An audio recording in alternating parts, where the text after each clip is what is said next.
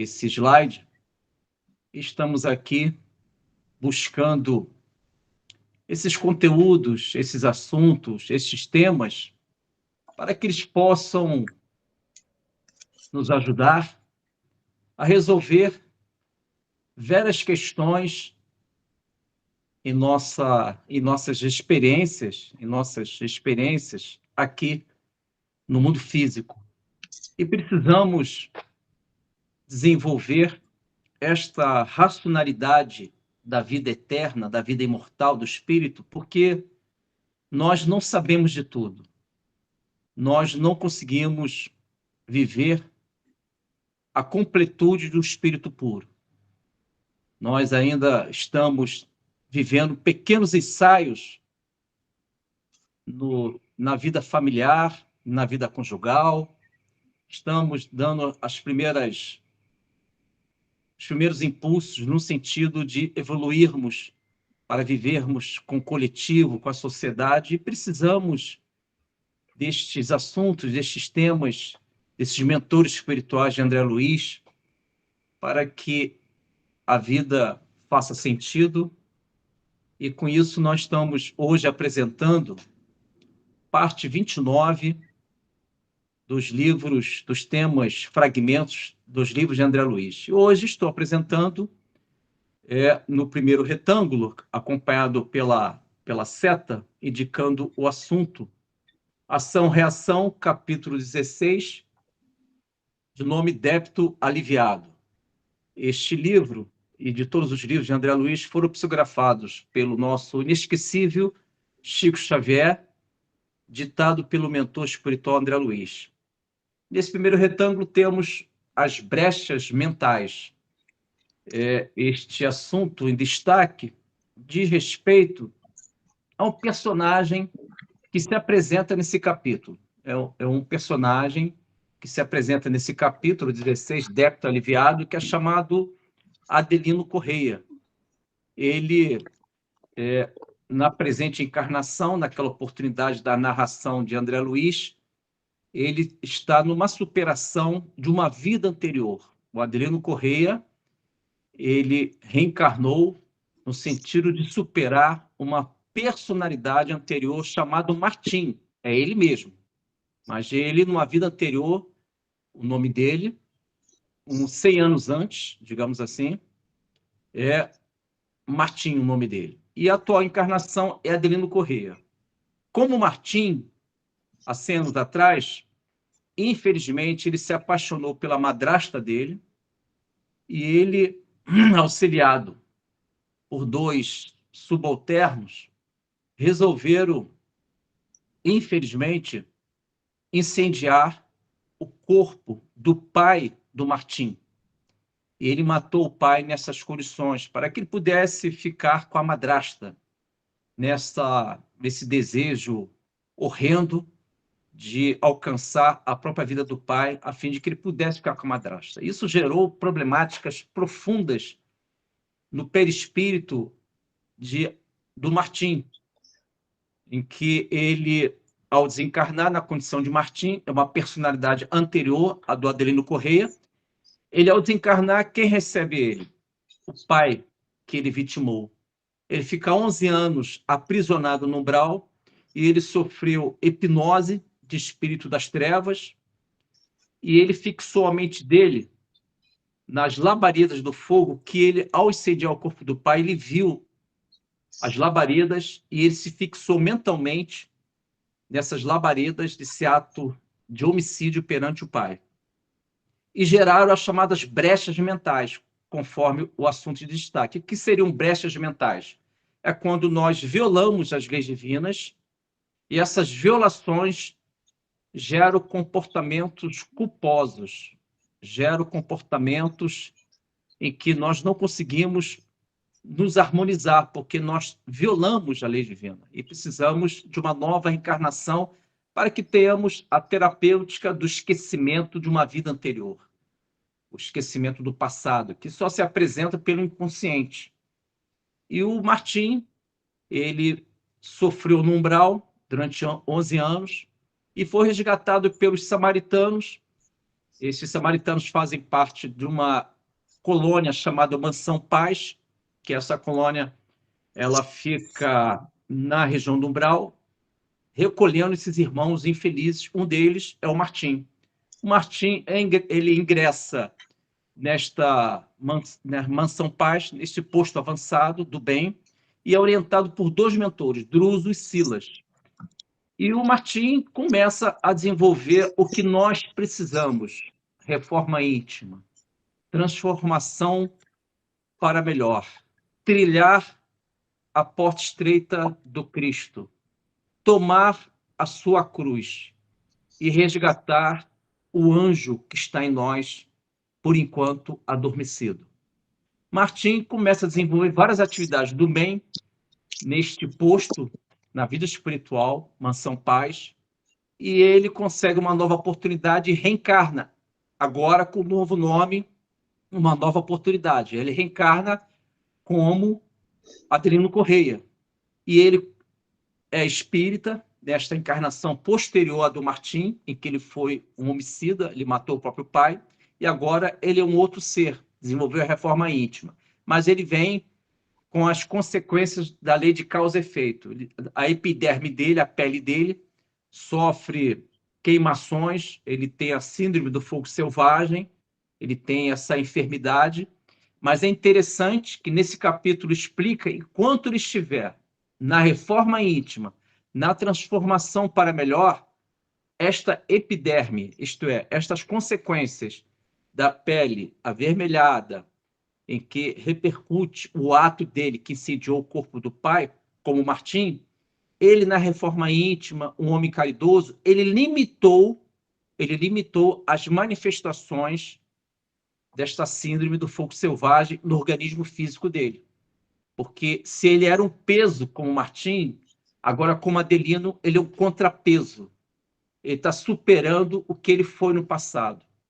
E ele tem as chamadas brechas mentais, na qualidade de Martim, em que ele toda hora vem na mente dele chamadas imagens. O imaginário dele se apresenta com esta situação horrenda do pai morrer incendiado que ele mesmo criou. E essas brechas mentais são provocadas pela fragilidade na qualidade de Martim, de um espírito que tem um pensamento culposo, é um arrependimento tardio, então ele sofre as consequências desses atos. Mas como Adelino Correia, ele conseguiu superar essas brechas mentais e ele, graças a Deus, está superando toda essa situação. Mas ele precisa resgatar o passado. Não basta somente reformar-se intimamente, que é algo essencial em nossas vidas. Tornarmos melhores, entendermos que o toque do Evangelho deve estar sempre na nossa forma de ser. Nós devemos lembrar o Evangelho do Senhor Jesus em nosso olhar, em nossa fala, em nossa forma de ser. Mas a lei de causa e efeito, ela impõe como um meio de cura total, cura na sua totalidade, o resgate, que é a expiação. E na qualidade de Adelino Correia, além de superar as brechas mentais, pensamento culposo, como ele agiu no Martim, o Adelino Correia, na reencarnação atual, naquela oportunidade, está superando o Martim, que é ele mesmo. Então a luta é interna, não é uma luta externa. A situação ela tem um grau de complexidade. Nós não podemos banalizar estas situações. Então, o que nós precisamos é um estudo aprofundado da vida com atos caritativos, atos heróicos. E o Adelino levou a sério a nossa doutrina espírita, a ponto de ele resgatar nas seguintes condições.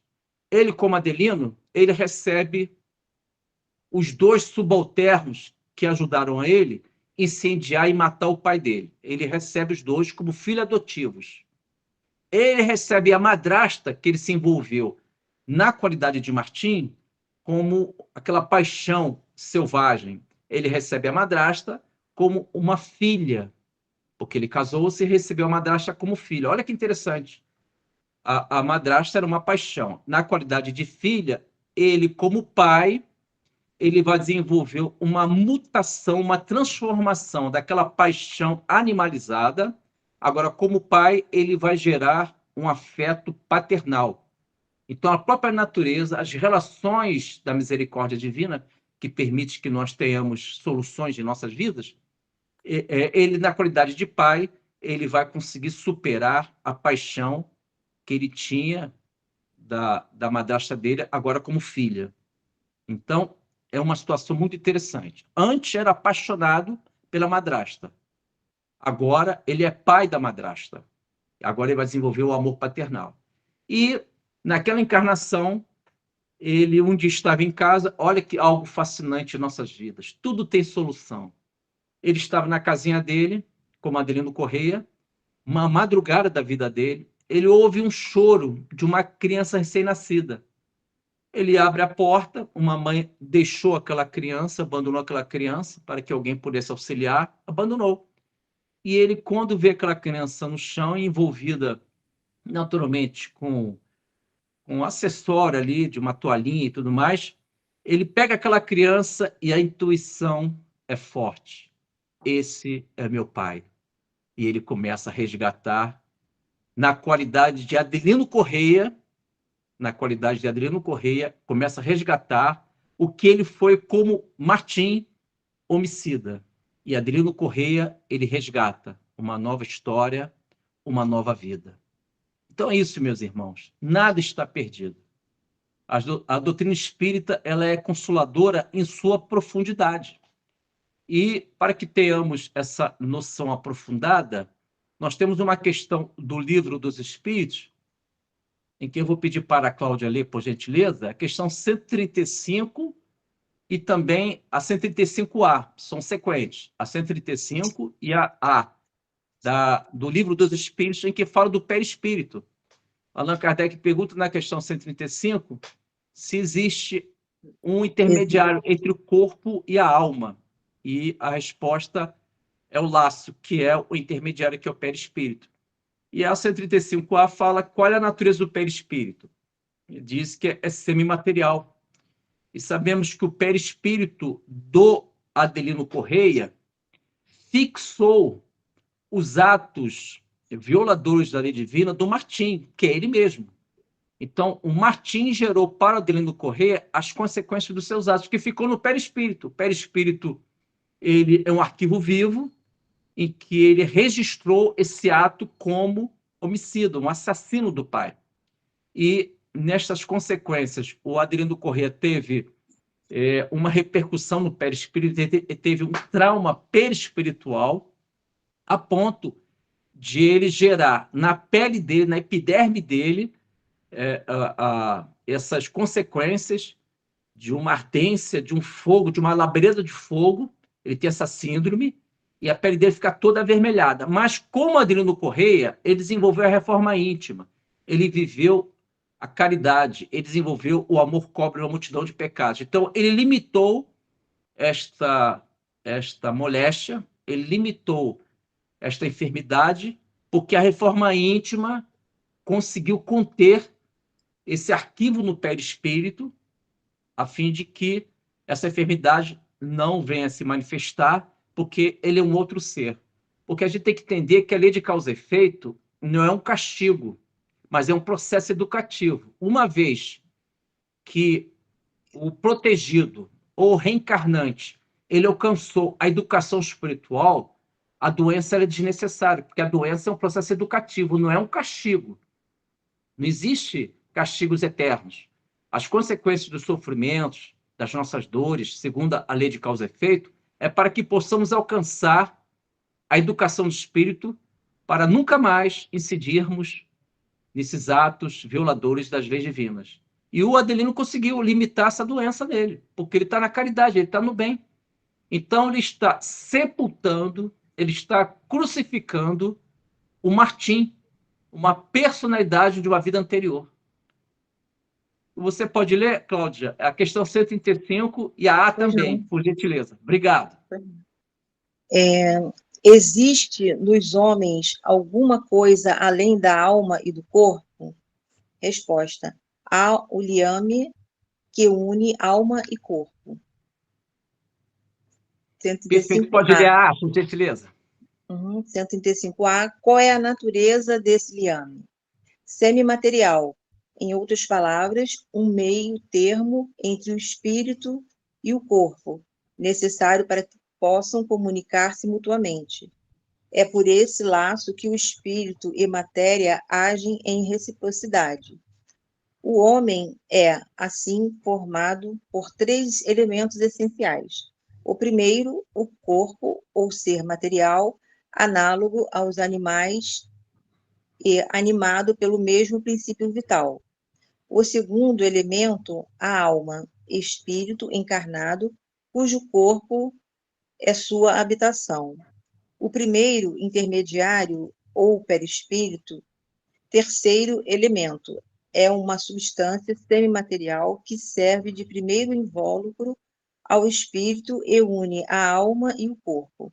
Comparativamente, tais são em um fruto, a semente, a polpa e a casca. Muito agradecido, Cláudia, muito agradecido. Então, conforme a leitura da nossa amiga Cláudia, o perispírito do Adelino Correia, ele, quando reencarnou na nossa dimensão física, ele trazia um arquivo vivo em que o Martim gerou esse arquivo vivo. Quais os arquivos? Primeiro, o assassinato do pai, o homicídio. Segundo, os desejos, paixões pela madrasta. E todas as consequências. Ele precisou, na qualidade de Adelino, superar o Martim que ele foi.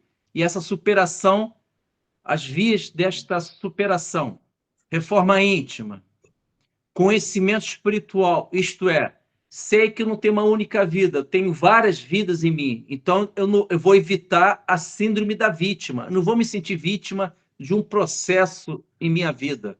Vou sair da arquibancada da vida, simbolicamente dizendo, e vou entrar no palco da vida. Vou retirar qualquer ideia de uma relação de vítima. E com isso eu consigo amortecer essas crises, essas situações do passado, porque eu sei que eu mesmo criei. Eis aí uma visão madura, uma visão avançada da nossa doutrina espírita. E seguindo o segundo retângulo, do mesmo livro, do mesmo capítulo, Ação-Reação, capítulo 16, Débito Aliviado. Estamos ainda neste capítulo, segundo retângulo, do livro Ação-Reação. E o assunto, segundo a seta, é pensamento culposo, que ainda vamos falar um pouco do Martim. O Martim, ele, na qualidade de Martim, não como Adelino Corrêa, olha que interessante, é o mesmo espírito, mas com experiências de personalidades diferentes, mas é o mesmo espírito. Como o Martim, ele tinha um pensamento culposo, porque ao matar o pai nessas condições, o pensamento do Martim era de culpa. Ele não poderia ser diferente, porque é uma violação divina você cessar a vida do seu pai, uma violação gravíssima.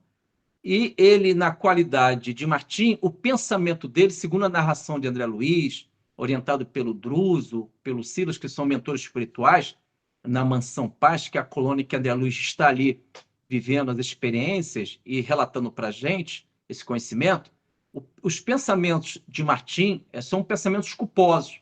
Então, o Martim, ele precisa e necessita viver o que o livro Céu e Inferno orienta, a obra clássica de Allan Kardec, da codificação de Allan Kardec, o livro Céu e Inferno.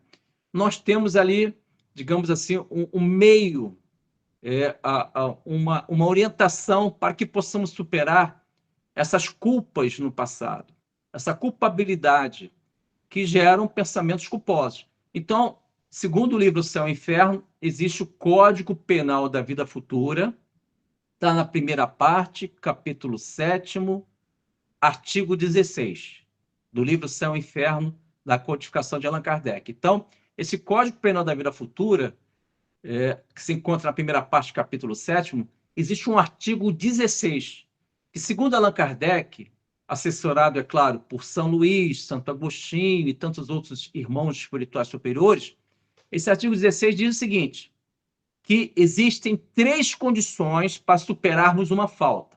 Isto é, o Martim, ele violou uma lei divina, então ele está numa falta, num erro grave. Então, segundo o artigo 16, existem 3 condições para superar esse erro grave. A primeira, arrependimento.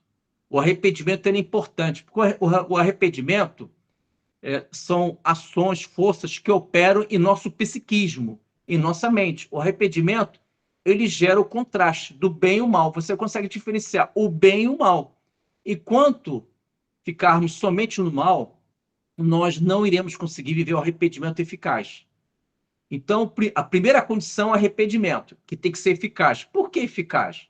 Porque não pode ser aparente. Tem que gerar uma luminosidade, um círculo luminoso em nossa aura. Mas aonde está isso? Isso se encontra no livro Obreiros da Vida Eterna, no capítulo Fogo Purificador, em que a Luciana, que é vidente no mundo espiritual, que tem vidência no mundo espiritual, ela observa que quando os irmãos do umbral estão vivendo um arrependimento eficaz, gera um círculo luminoso na sua aura. No seu perispírito saem emanações de luz. Então, é um indicativo que aquele espírito houve o arrependimento eficaz. Existiu o arrependimento eficaz naquele espírito. Mas se ele não viver esse arrependimento eficaz, não gera nenhuma luminosidade, nenhum círculo luminoso. Pelo contrário, geram chamado nuvens de treva. Essas nuvens de trevas saem do perispírito com aspectos desagradáveis, em que essas nuvens indicam que não existe nenhum arrependimento. O espírito continua duro, continua ainda incidindo em vários erros. Então, não tem como simularmos, ocultarmos para o mundo espiritual se conseguimos alcançar o arrependimento ou não. O nosso perispírito que gera uma luz própria que indica o arrependimento eficaz. Então, voltando ao artigo 16 do Código Penal da Vida Futura. Então, nós temos 3 condições para superar uma falta. O Martim, ele infelizmente violou a lei divina ao matar o pai. Como Adelino Correia, o Adelino Correia alcança essa superação. O Adelino Correia, primeiro, se arrependeu. Claro, se arrependeu. Ele reencarna, torna-se espírita e quer superar tudo. O Adelino Correia, então, ele viveu a primeira condição, arrependimento. Tu tem que ser outro, tu tem que ter uma nova vida, uma nova história. Nós não podemos ser os mesmos que reencarnamos. Tem que ter arrependimento, superação de velhos equívocos. Segunda condição, expiação, que significa resgate espiritual. Temos que resgatar o nosso passado. E o Adelino fez isso. Ele tem que resgatar quem? Ele mesmo, como Martim, que matou o pai. Ele recebeu o pai na madrugada da vida dele, como uma criança abandonada, e ele socorreu aquele nenenzinho que é o pai dele. Então, ele está resgatando, está expiando, que é a segunda condição do artigo 16 do livro Seu Inferno, Código Penal da Vida Futura. E a terceira condição, que é a mais importante, é a reparação, segundo Allan Kardec. A reparação, olha só que o nosso mestre Allan Kardec diz, é na reparação que você, reparar é quando você sai do dever, que é um avanço espiritual, a lei do dever, na reparação você já gera afeto, você já gera um profundo amor com aquele que você vitimou, que você fez sofrer. Então você sai de uma relação do dever, que é uma relação que tem características de expiação de resgate, é o dever de ajudar aquele que se prejudicou, e na reparação você passa a amar. Você supera aquele desconforto de somente auxiliar. Você quer amar. Você não só dá o prato com a comida. Você é a comida. Você representa o pão da vida que Jesus deixou no seu evangelho. Você não só indica o caminho para os seus irmãos. Você abraça aqueles irmãos, se fazendo o próprio caminho perante a eles. Você não oferece somente um copo de água. Você é a própria água viva, porque nos seus lábios existem sempre consolações e palavras de esperança que lembram o nosso céu encantador, que é o céu de estrelas da Santa Maria de Nazaré, a mãe de Jesus. Então, resumindo, 3 condições importantes que o Adelino Correia alcançou superando o Martim, que é ele mesmo. Ele conseguiu, primeiro, as 3 condições, artigo 16 do Código Penal da Vida Futura, arrependimento, expiação e reparação. E na reparação, você desfaz a ressonância de vidas passadas. Você desfaz aquela tristeza de algo que você fez contra terceiros. É na reparação que você consegue diluir qualquer repercussão vibratória do seu passado. E aí, de alguma forma, você superou, tornou-se um completista na reencarnação. E eu vou até pedir para a nossa amiga Cláudia ler a questão 464 do Livro dos Espíritos, porque o pensamento culposo ele é muito estimulado, primeiramente por nós mesmos, mas também ele é estimulado porque nós permitimos, com as brechas mentais, espíritos infelizes que alimentam esses pensamentos culposos em nós. E a gente fica estagnado mentalmente nesses pensamentos culposos. A gente não consegue sair desse contexto. Por isso que a oração é importante, por isso que a atividade do bem é importante, porque você sai desses círculos perigosos, que são prisões, que são cárceres mentais. Então, o pensamento culposo, ele tem que haver uma diferenciação, você tem que discernir, estudar, examinar que pensamento que está visitando a sua mente. E tem uma questão 464 do Livro dos Espíritos, em que Allan Kardec pergunta como diferenciar o pensamento sugerido, se é o espírito do bem ou o espírito do mal. A pergunta é essa. Pensamento, nós pensamos. Esse pensamento é do espírito do bem ou do mal? É de um bom espírito ou de um espírito maléfico? E a resposta fala o seguinte: estudar o caso, examinar o caso. O bom espírito só nos leva para o caminho do bem. Porque o pensamento culposo, ele pode ser alimentado por um espírito infeliz para que possamos ficar estagnados na culpa. Não. A dinâmica da reencarnação, ela convida todos nós a sairmos da culpa, substituindo a culpa pela responsabilidade de resgatar ou agir na caridade.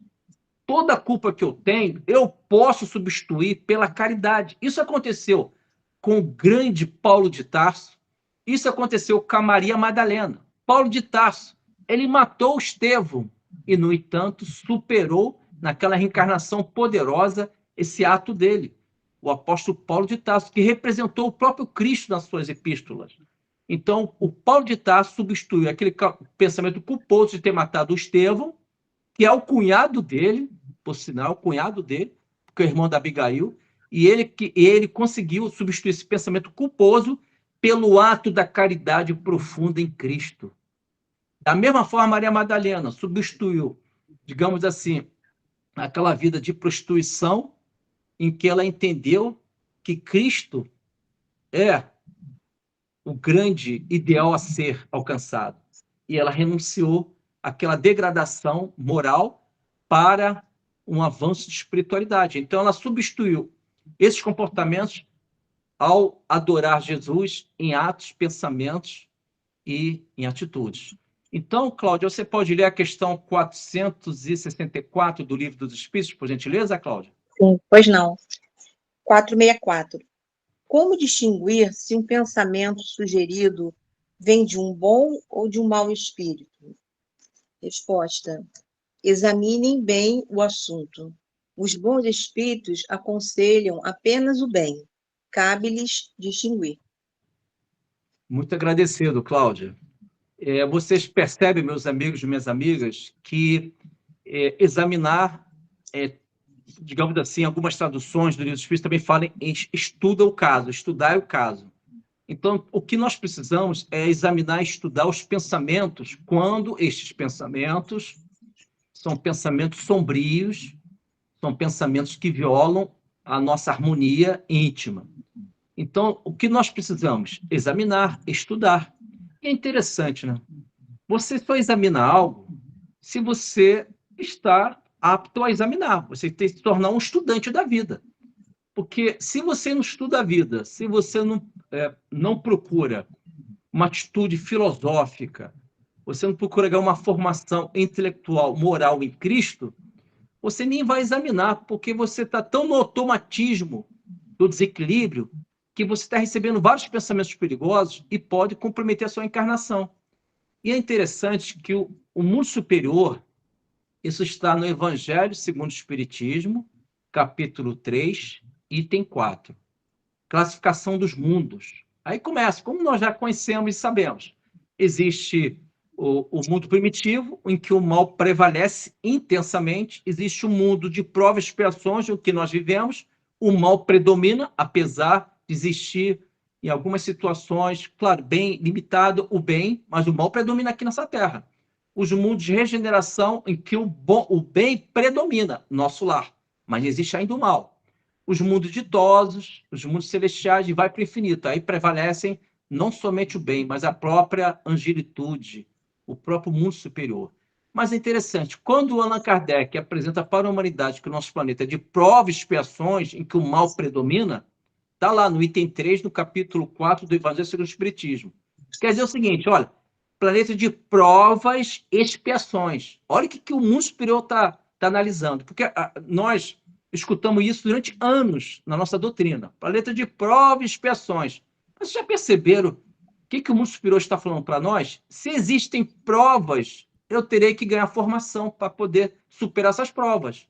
Então, eu estou em prova. Reencarnar aqui na Terra, claro, tem um aspecto extremamente agradável, vivermos entre os amigos, familiares, tudo isso existe.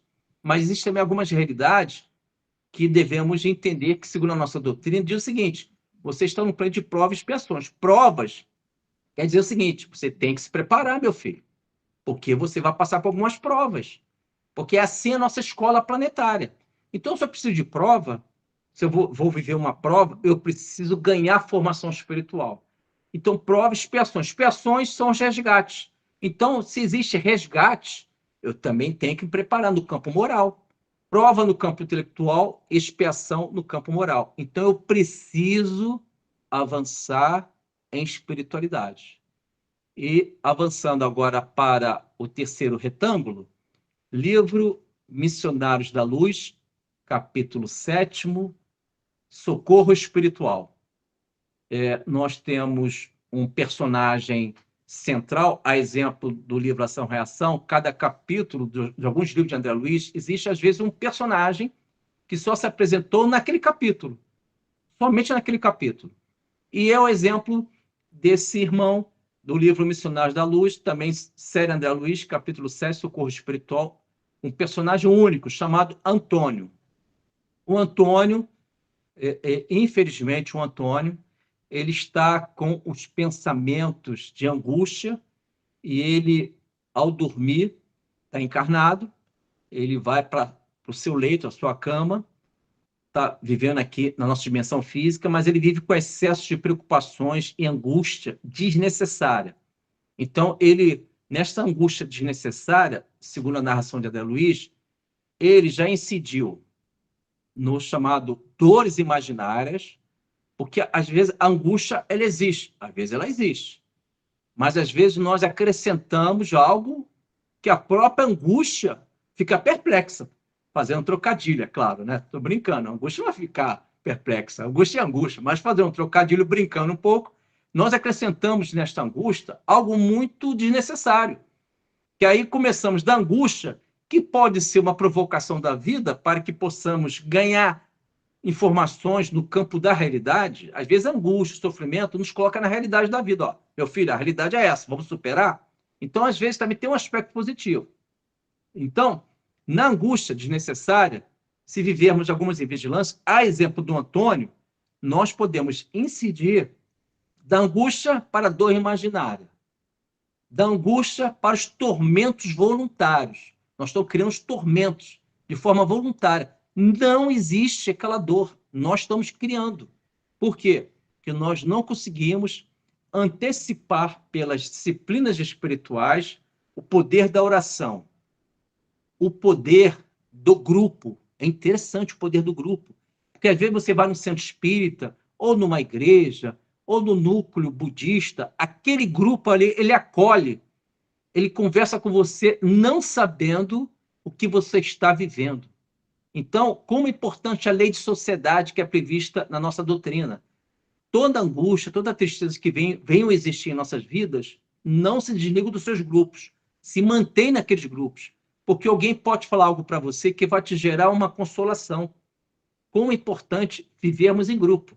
Então, de modo que esse personagem, Antônio, ele está com os pensamentos angustiosos, desnecessários, preocupações excessivas, e esses pensamentos, meus amigos, minhas amigas, observem a orientação do mentor espiritual Alexandre. Ele diz que os pensamentos do Antônio, ele está desdobrado e o Alexandre está conversando com ele.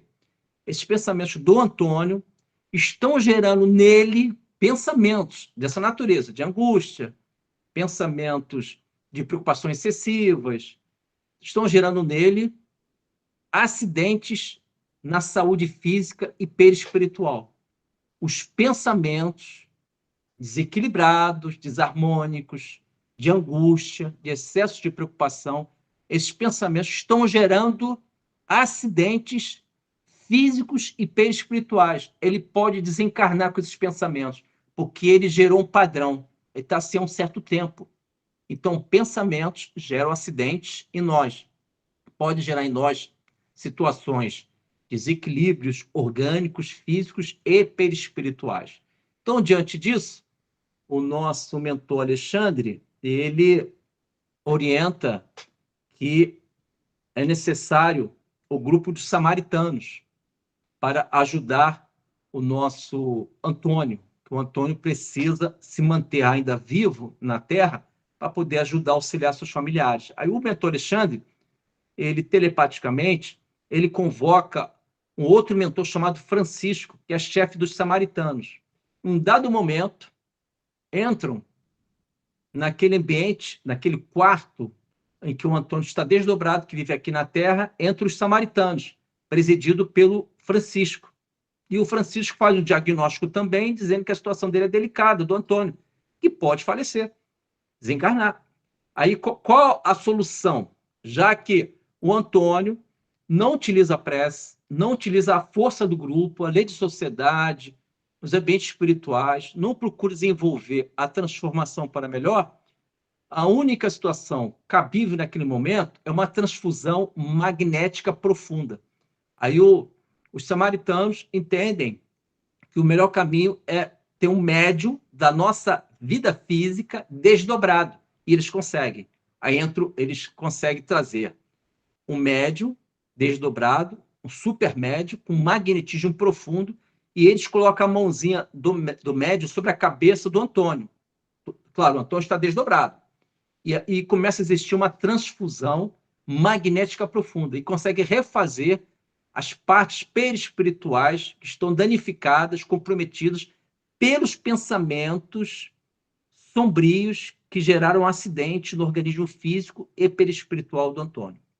Então, meus amigos, resumindo, o Antônio viveu a auto-obsessão e a obsessão, porque os pensamentos dele geraram sintonias com ele mesmo, com as suas inquietudes, e geraram, no mundo que vivemos, possivelmente, sintonias com os pensamentos de espíritos infelizes.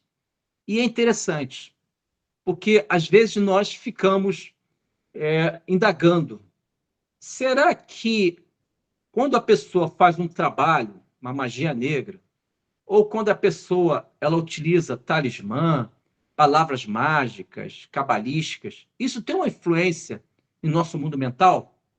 Segundo Allan Kardec, não.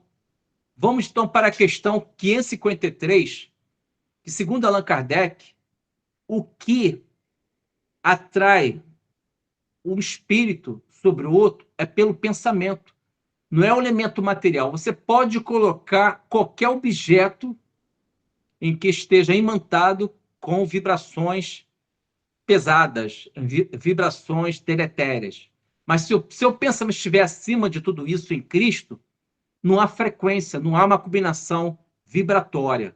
Então, o que ocorre? Segundo a questão 553, nossa parte final, diz o seguinte: é pelo pensamento entre os espíritos que geram, sim, a possibilidade de receber energias deletérias, magia negra e tudo mais. É pelo pensamento entre os espíritos.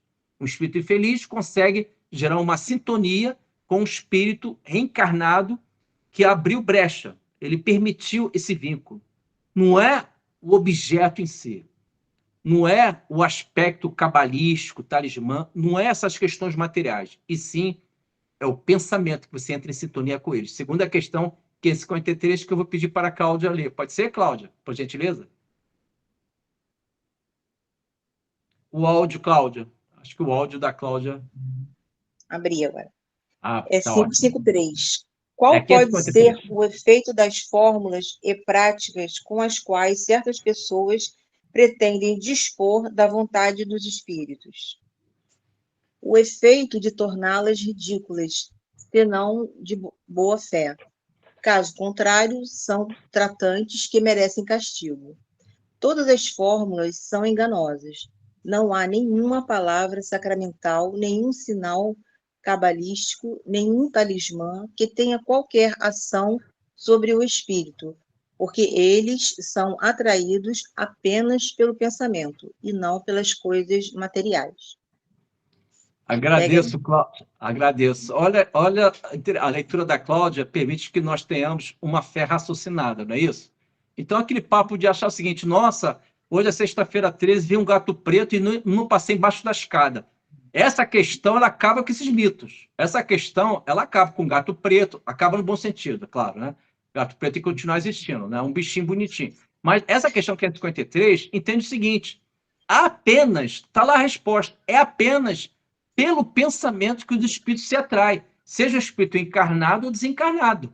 Então, não é um trabalho feito lá na encruza. É claro que o bom senso permite o seguinte, tu não vai chegar lá, baseado na questão 553, eu estudei a questão 553, que é pelo pensamento que os espíritos se atraem. Tu não vai chegar na encruza pegar o que está ali. Também tem que ter bom senso. A nossa fé é raciocinada.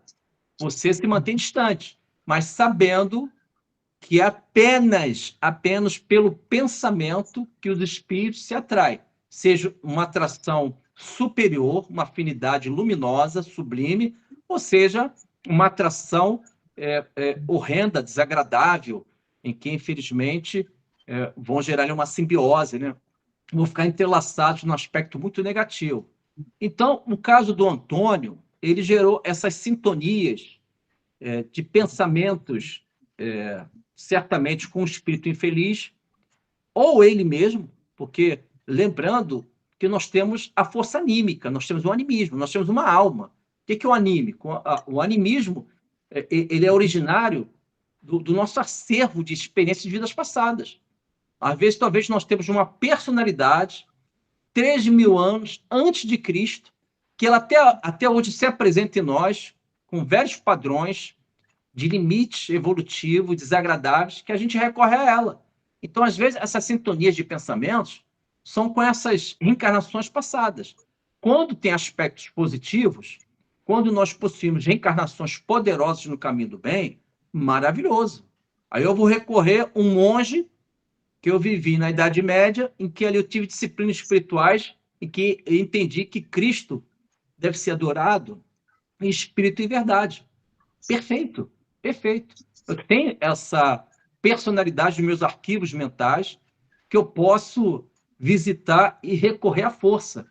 Mas se eu não tenho essas personalidades do bem, eu tenho, na realidade, personagens confusos, que eu não consegui desenvolver em mim a capacidade de viver a Boa Nova, entender a Jerusalém, a cidade santa da minha vida, em que eu devo aceitar a cruz do nosso Mestre Jesus para que eu possa crucificar o meu ego, as minhas infantilidades.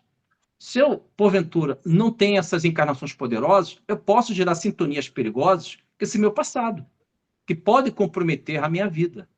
Por isso que é importante estudarmos a vida. E, por último, vamos continuar ainda no livro Missionário da Luz, capítulo 7, Socorro Espiritual. O último retângulo que indica preocupações excessivas. As preocupações excessivas parece que atinge todos nós, né? Nós estamos numa encarnação em que nós vivemos experiências que vão exigir da gente capacidade de resistência. Aquele velho símbolo da natureza, né? Em que você sabe que a flor de lótus ela nasce geralmente em charcos, em pântanos. Então, a semente da flor de lótus, ela, para germinar, para ela acontecer, ela tem o mínimo de claridade na superfície do pântano. Você sabe que o pântano não permite que a claridade do nosso Sol, os raios solares, penetrem no pântano, na sua profundidade. Mas a semente da flor de lótus, que se encontra nas profundezas de um pântano, ela, a única rota, o único caminho que ela tem é as claridades dos raios solares que tocam na superfície do pântano. Olha que interessante, olha que símbolo poderoso, cara. Olha que símbolo poderoso. A semente da flor de lótus, quando a flor de lótus nascem em pântanos e charcos, a semente consegue se ligar, ela tem uma rota de subida baseado nas claridades dos raios solares que se limitam na superfície do pântano. E ela vai fazendo caminho. Ela vai fazendo caminho. E não é um caminho simples, não. Leva um certo tempo, mas ela já tem a direção, ela já tem a referência, ela já tem o vínculo com a luz, e ela alcança essa luz. E quando ela alcança essa luz, ela já gerou o que nela? Raízes, capacidade de sustentação. Então, às vezes, aquela claridade que nós já alcançamos em Cristo, sabemos que Jesus existe, o mundo espiritual existe, a vida espiritual está nos envolvendo, a vida espiritual que vai nos confortar, são as claridades para que possamos sair do pântano que nós criamos no passado. E essas preocupações excessivas são esses ambientes dos pântanos. E precisamos sempre olhar para a claridade da superfície. Entrou numa preocupação excessiva, lança seu olhar nas claridades que ficam sobre o pântano. Se mantenha assim, porque você está desenvolvendo algo que Krishnamurti mencionou em um dos seus livros. Krishnamurti foi um grande líder espiritual, um mentor espiritual na Índia, faleceu em 1985, é um grande.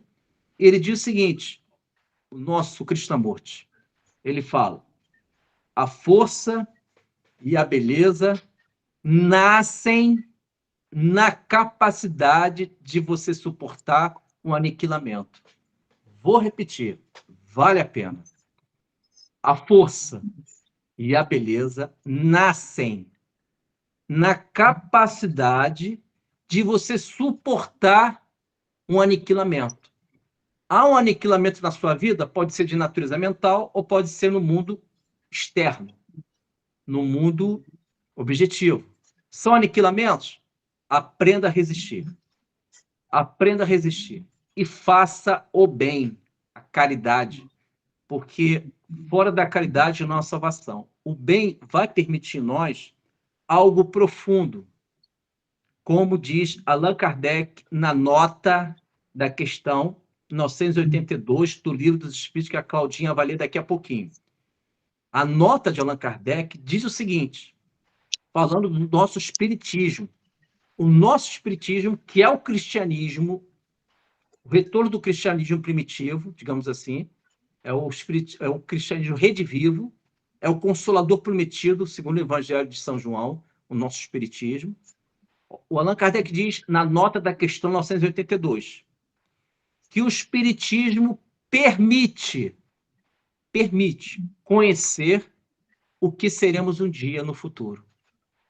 É muito envolvente essa nota de Allan Kardec, porque o espiritismo ele permite que mentalmente, intelectualmente ou emocionalmente, eu me lance no futuro, pela via intelectual, dizendo o seguinte, um dia eu serei um espírito puro, um dia eu estarei na pátria espiritual. Então, o espiritismo permite que você conheça verdades que se encontram na eternidade, na imortalidade da alma.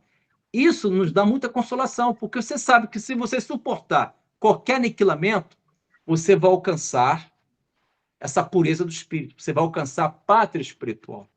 Então, eu vou pedir para a nossa amiga Cláudia ler a questão 982 do Livro dos Espíritos e também a nota de Allan Kardec, porque é uma beleza essa questão.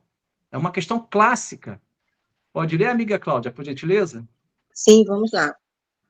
É necessário crer no Espiritismo e nas manifestações dos espíritos para assegurar a nossa sorte na vida futura?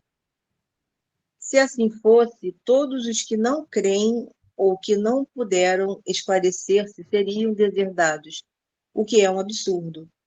É o bem que assegura a sorte no futuro. Ora, o bem é sempre o bem, qualquer que seja o caminho que a ele conduz.